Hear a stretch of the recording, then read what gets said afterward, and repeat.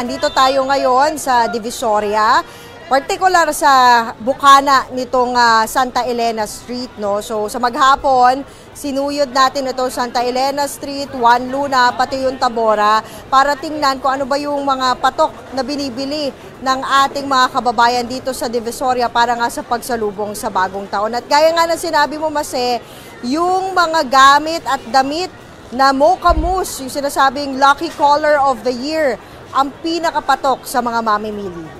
Eh, yung polka dots. Uso pa pa ba? Oo, yung red polka dots. Yeah. Sadly, oo nga oo.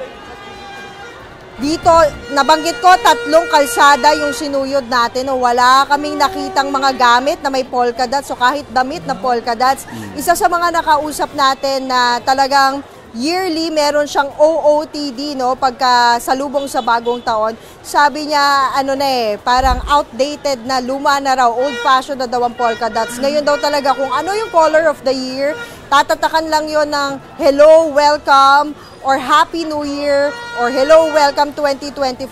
Yun na daw ang in ngayon. So, gaya na sabi natin, ang lucky color of the year, Pantone of the year ay yung Mocha Mousse. Yeah. Naku, sabi ko na old-fashioned ako. Yeah, Ria. Nasusot pa rin ako polka dots. Yeah. Ria, gusto ko lang itanong kasi nakikita ko yung likuran mo, no? Mga bilog na prutas. So, mabenta mga bilog na prutas, siyempre, ayan sa iyong likuran. Oo, nakalimutan ko, Jovi.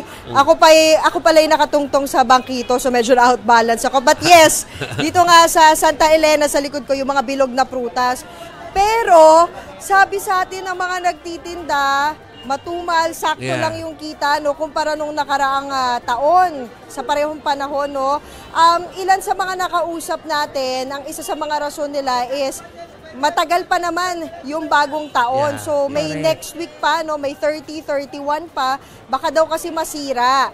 Yung iba naman, talagang hindi na magkokompleto ng mga bilog na prutas at lumipat na sila doon sa mga pangmatagalan na pampaswerte daw. Gaya ng mga Manigold, palay.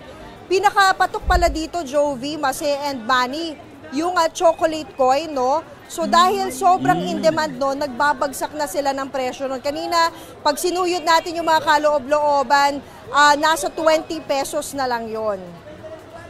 Mura. So, ano yun? Alternative.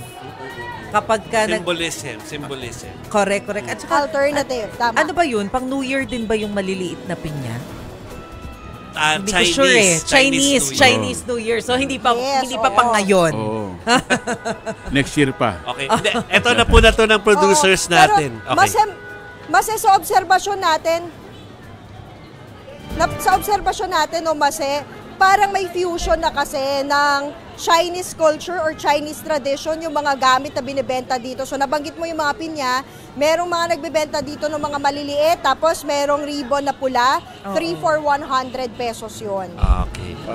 Actually, ang gusto ko itanong kay Ria, napansin ng aming mga producer na merong nagtotorotot na malakas dyan sa malapit sa'yo. So siyempre, yung mga paingay, mapenta rin naman na siguro ngayon dyan, sa Divisoria. Ang kwento sa atin ng mga nagtitinda ng turotot sa Tabora Street, medyo ngayon lang nila nararamdaman yung benta. Siguro daw dahil sa mga nakaraang araw, tuloy-tuloy yung pag-ulan.